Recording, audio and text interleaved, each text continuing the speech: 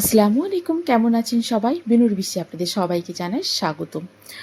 আমের সিজন প্রায় শেষ হতে চলল, তবে এখনও বাজারে কিছু আম পাওয়া যাচ্ছে। তাই ভাবলাম আমটা পুরোপুরি শেষ হয়ে যাওয়ার আগে ম্যাঙ্গো আইসক্রিম বানানো যাক, যেটা একেবারে নরম তুলতুলে হবে, মুখে দিলেই সঙ্গে সঙ্গে মিলিয়ে যাবে, একেবারে কেনা আইসক্রিমের মতো।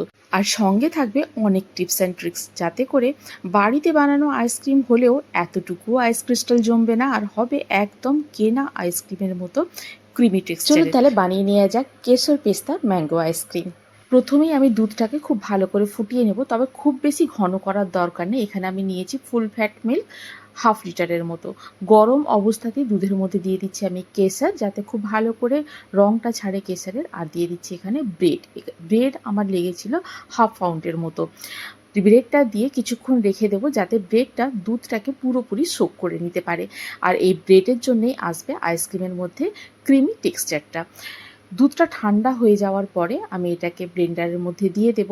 একই সঙ্গে দিয়ে দেব ভিজিয়ে খোসা ছাড়িয়ে রাখা পেস্তা কিছুটা, আর দিয়ে দেবো মিষ্টির জন্য কনডেন্সড মিল্ক, আপনারা চাইলে গুঁড়ো করে রাখা চিনিও দিতে পারেন। আর দিয়ে দেবো বেশ খানিকটা আমকুচি, আর দিয়ে দিচ্ছি টেস্টটা বাড়ানোর জন্যে গুঁড়ো দুধ। সবগুলোকে খুব ভালো করে পেস্ট করে নেব। এই যে দেখুন, একেবারে ক্রিমের মতো হয়ে গেছে। এখানে কিন্তু আমি কোনো ক্রিম ইউজ করছি না, তবে আপনারা চাইলে ক্রিমও ইউজ করতে পারেন। সেটাকে কিন্তু খুব ভালো করে ফেটিয়ে নিতে হবে। এরপরে নিয়ে নিচ্ছি একটা কন্টেনারের মধ্যে কিন্তু এতটুকু যেন জল না লেগে থাকে। এবারে পুরো মিক্সচারটা কন্টেনারের মধ্যে দিয়ে দেব, দিয়ে ওপর থেকে দিয়ে দিচ্ছি টুকরো করে রাখা আম, দিয়ে দেবো কিছুটা কুচিয়ে রাখা পেস্তা, আর দিয়ে দেবো কিছুটা কেসার। এগুলো কিন্তু আমি পুরোপুরি সাজানোর জন্যই দিচ্ছি, আপনারা চাইলে স্কিপ করতে পারেন। এবারে ওপর থেকে দিয়ে দেবো একটা বাটার পেপার।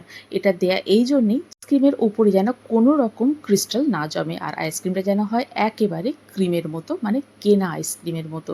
খুব ভালো করে চারিদিকটা এই বাটার পেপার দিয়ে মুড়ে দিতে হবে, দিয়ে ওপর থেকে ভালোভাবে ঢাকনা দিয়ে একেবারে এয়ারটাইট করে এটাকে ফ্রিজের মধ্যে রেখে দিতে হবে 8 থেকে 9 ঘন্টা বা ওভারনাইট। আমি এটাকে ওভারনাইট রেখেছিলাম।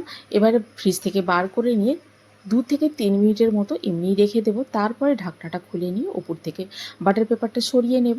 এই যে দেখুন কত সুন্দরভাবে আইসক্রিমটা জমে গেছে। এবারে একটা পাত্রে গরম ফুটন্ত জল নিয়ে নিয়েছি, এর মধ্যে ডুবিয়ে দিচ্ছি যে স্কুপ করবো আইসক্রিমটা, সেই স্কুপারটা। এরপরে এই স্কুপারটাকে দিয়ে খুব ভালো করে আইসক্রিমটাকে স্কুপ করে নেবো। এই দেখুন একেবারে ক্রিমের মতো হয়েছে আইসক্রিম, খুব সুন্দরভাবে স্কুপ করা হয়ে যাচ্ছে আইসক্রিমটা।